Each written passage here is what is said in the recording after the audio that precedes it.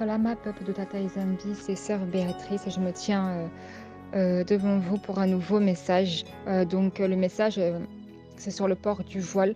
Vraiment là, le titre du message, c'est 1 Corinthiens 11, verset 15. Voilà, c'est vraiment sur le verset 15 que je vais parler aujourd'hui.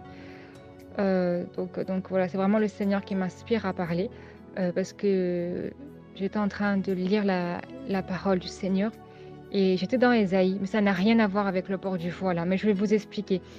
Et du coup, je vais vous lire le passage que j'ai lu.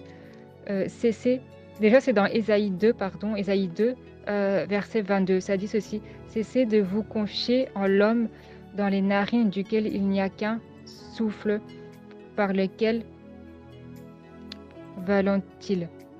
Je vous ai dit, hein, je vous ai prévenu, ça n'a rien à voir avec le port du voile, mais il y a le point d'interrogation.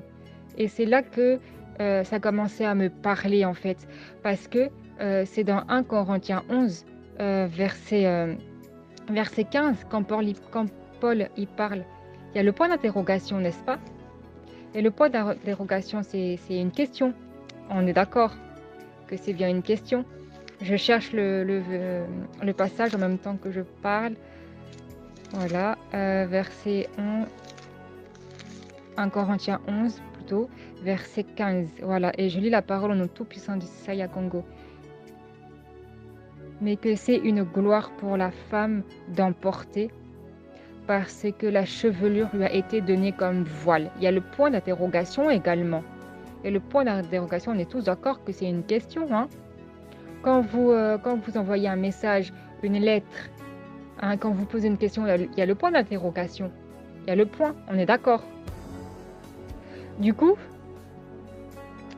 moi aussi, j'ai une question à poser en fait. Pourquoi cherchez-vous des excuses par rapport à ce verset pour ne pas porter le voile? À qui cherchez-vous à plaire?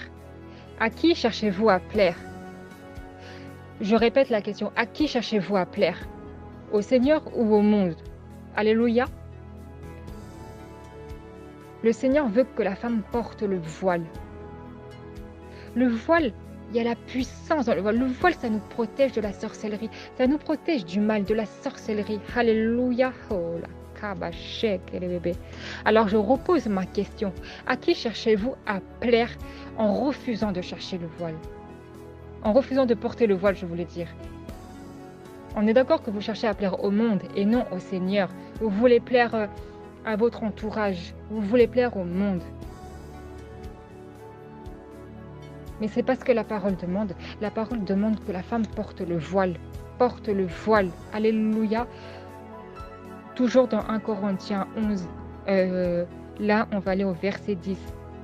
C'est pourquoi la femme, à cause des anges, doit avoir sur la tête une marque d'autorité dont elle dépend. Dont elle dépend, c'est le voile. Le voile. Pourquoi Paul dirait que c'est pourquoi la femme, à cause des anges, doit avoir sur la tête une marque d'autorité dont elle dépend. Et ensuite, il dirait mais c'est une gloire pour la femme d'emporter parce que la chevelure lui a été donnée comme voile. On est d'accord que c'est contradictoire. Hein? Quand Paul, sur le verset 10, quand Paul dit que la femme doit avoir une marque d'autorité dont elle dépend, c'est le voile, là, il n'y a pas de point d'interrogation, il n'y en a pas. Mais dans le verset 15, il y a un point d'interrogation. Il y a un point d'interrogation. Alléluia. Oh la kabachek. Dans le verset 15, mais c'est une gloire pour la femme d'emporter parce que la chevelure lui a été donnée comme voile. Alléluia. Là, je vais vraiment parler sur ce verset aujourd'hui parce que je me sens inspirée par le Seigneur de parler sur ce verset en fait. C'est comme je disais tout à l'heure, en fait, c'est même pas le message en fait dans Ésaïe qui m'a intriguée, qui m'a parlé, c'est le point d'interrogation qui m'a parlé quand j'étais en train de dire Ésaïe parce que comme Paul parle de la chevelure que ça sert de voile, il y a le point d'interrogation. C'est une question. C'est une question. La femme doit porter le voile. La femme doit porter le voile. Cela est important avec sa marche avec le Seigneur. Cela est important que nous, les femmes, nous portons le voile. C'est une joie de porter le voile. C'est une joie. Hein? Le Seigneur, dans sa parole, dit que les sacrifices, que l'obéissance, pardon, vaut mieux que les sacrifices, que l'obéissance vaut mieux que les sacrifices.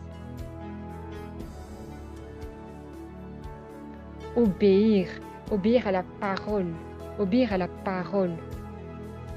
Cela est important pour notre salut, cela est important pour notre marche avec le Seigneur. C'est que comme ça qu'on va avancer avec Isaïa. Alléluia. Oh la kabachek et le bébé. Ne cherchez pas à plaire à ce monde, ne cherchez pas à plaire. Tout ça parce que les femmes aujourd'hui veulent montrer leur chevelure, veulent montrer la beauté de leur chevelure, veulent montrer leur gloire, tout simplement, leur gloire. Mais vous savez une chose, les filles, parce que là, oui, c'est vrai que ça parle surtout aux femmes, ces versets, mais ça peut parler aussi aux hommes, hein, parce qu'il y a aussi des hommes qui pensent que la chevelure sert de voile, alors que c'est faux, c'est une question, c'est un point d'interrogation. Alléluia, oh la kabachek et les bébés. De montrer sa chevelure, ça peut être signe d'adultère. Je m'explique en disant ça. L'homme peut tromper sa femme juste parce que la femme séduit l'homme avec sa chevelure. Vous savez les filles, le Seigneur est merveilleux. La chevelure est une arme puissante de séduction. On doit cacher notre cheveu. Notre cheveu, c'est la gloire. La gloire. La chevelure d'une femme peut faire tomber un homme. La chevelure d'une femme peut faire tomber un homme. Parce que comme je viens de le dire, hein, ça peut être signe d'adultère. Parce que la femme passe toujours la main sur ses cheveux pour séduire l'homme. Alléluia. Et c'est la gloire, la femme se sert de sa gloire pour séduire un homme qui est déjà marié. Donc ça fait qu'après l'homme va tromper sa femme avec une autre parce qu'il a été séduit par sa gloire qui est sa chevelure.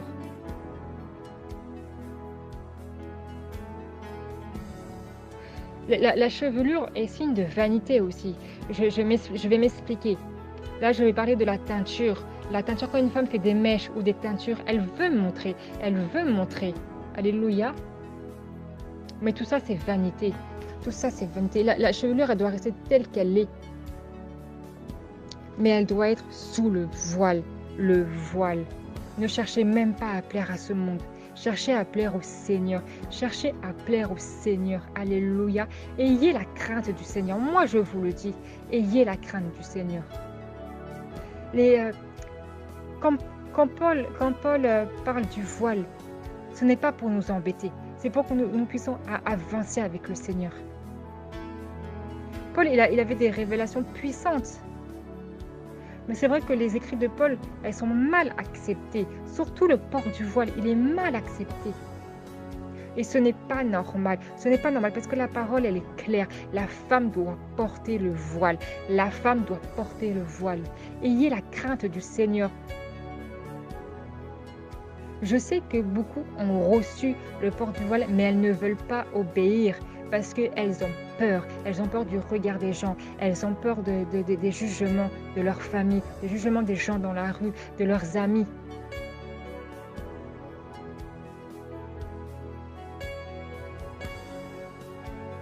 Donc, n'ayez pas peur du jugement, ayez la crainte du Seigneur et pas la crainte des gens qui sont autour de vous. Alléluia. Oh la kabachek, je répète ce passage. Ayez la crainte du Seigneur et pas la crainte des gens qui sont autour de vous. Et n'ayez pas la crainte des gens qui peuvent abîmer le corps mais pas l'âme. Mais ayez la crainte de celui qui peut mettre notre âme en enfer. Ayez la crainte de Tata Ezambi. Ne blaguez même pas avec la parole. Moi, je vous le dis, il ne faut pas blaguer avec le Seigneur. On ne se moque pas du Seigneur. La parole, elle est claire. La femme doit porter le voile. Le verset 15, là, je vais le relire tout le temps parce que c'est vraiment le sujet. Le verset 15, c'est vraiment le sujet du message. Il y a un point d'interrogation, c'est une question. Paul pose une question. Et du coup, cette question, ça confond le corps. Le corps de Congo, ça le confond. Alléluia.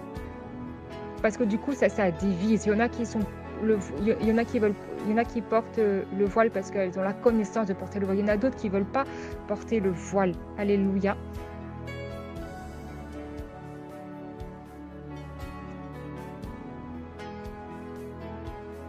Alléluia. Donc je vais lire le verset 6. Car si une femme n'est pas voilée, qu'elle se coupe aussi les cheveux. Or, s'il est honteux pour une femme d'avoir les cheveux coupés ou être rasée, qu'elle se voile. Alléluia. Là, ce verset-là, en fait, ça dit que oui, la femme doit porter le voile, qu'elle ne doit pas montrer sa chevelure. Alléluia. À l'époque, Adam et Ève, ils étaient nus dans le jardin d'Éden. Mais avec le péché, alléluia, oh la kabashi. Avec le péché, ils ont eu honte d'être nus.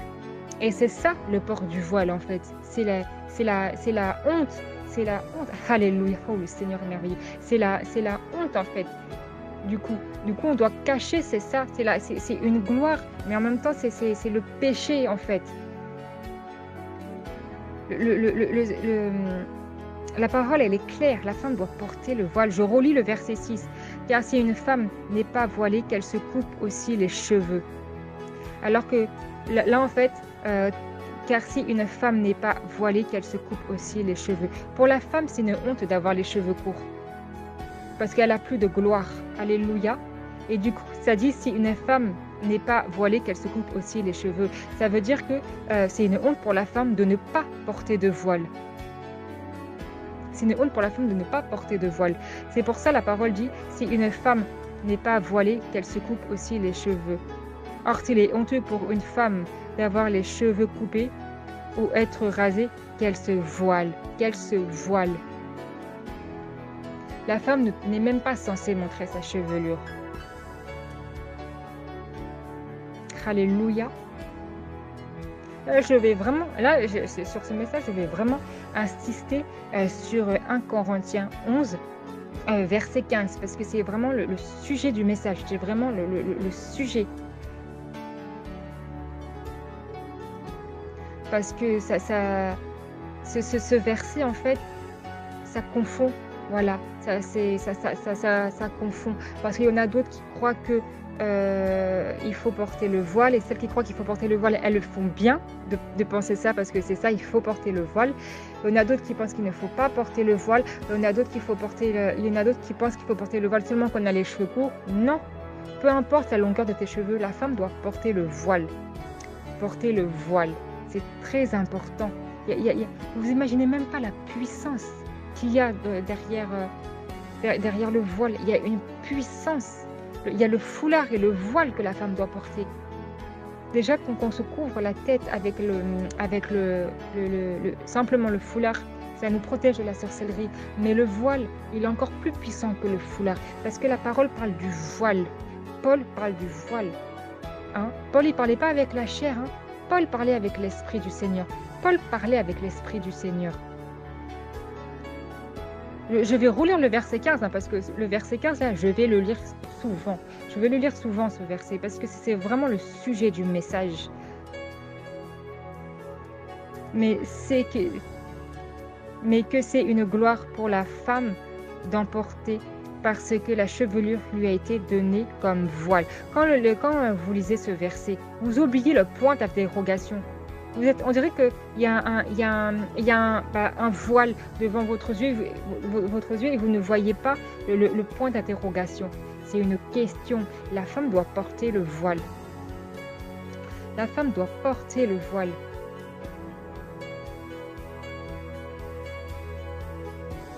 Alléluia. Du coup, je vais relire le 1 Corinthiens. Juste de 1 à 15. Je vais le lire de 1 à 15. Alléluia, parce que là, c'est vraiment... Je ne vais pas aller dans d'autres versets que... Il y a d'autres versets qui parlent du voile, mais là, je vais rester sur 1 Corinthiens. Donc voilà. Donc, je commence la lecture. Soyez mes imitateurs comme je le suis moi-même de Congo. Je vous loue de ce que vous souvenez de moi à tout égard de ce que vous retenez mes instructions telles que je vous les ai données. Alléluia. Je veux cependant que vous sachiez que Congo est le chef de tout homme, que l'homme est le chef de la femme et que Tata Ezambi est le chef de Congo. Alléluia. Tout homme qui prie ou qui prophétise tout homme qui prie ou qui prophétise la tête couverte déshonore son chef. Toute femme, au contraire, qui prie ou qui prophétise la tête non voilée déshonore son chef. C'est comme si elle était rasée. Alléluia. Et encore là, ça aussi c'est intéressant, mais ça ne parle pas du même voile. Là, ça parle du voile de prière.